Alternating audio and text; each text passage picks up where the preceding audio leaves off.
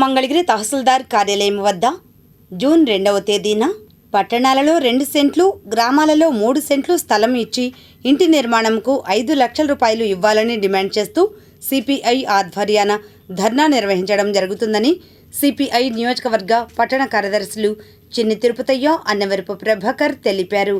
దీనికి సంబంధించిన వివరాలను సిపిఐ కార్యాలయంలో వారు మీడియాకు వివరించారు.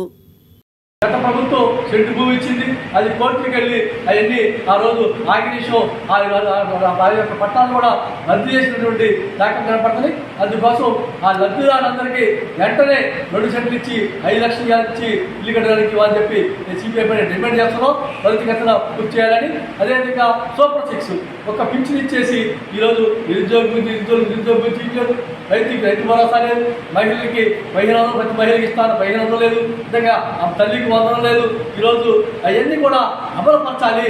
ఏదైతే ఆ ఎలక్షన్కి ఏదైతే మేనిఫెస్టోలో ఇచ్చి ప్రభుత్వం అమలు చేస్తున్నారో అవి అమలుపరచాలని చెప్పి మేము డిమాండ్ చేస్తున్నాం. అమలుపరచడంతో ఈ ప్రభుత్వానికి గత ప్రభుత్వాలు ఏ విధంగా బోలు చెల్లించుకుని మీరు కూడా చెల్లించుకోవచ్చని వెంటనే అమలు చేయాలని చెప్పి మేము సిపిఐ పార్టీకి డిమాండ్ చేస్తున్నాం.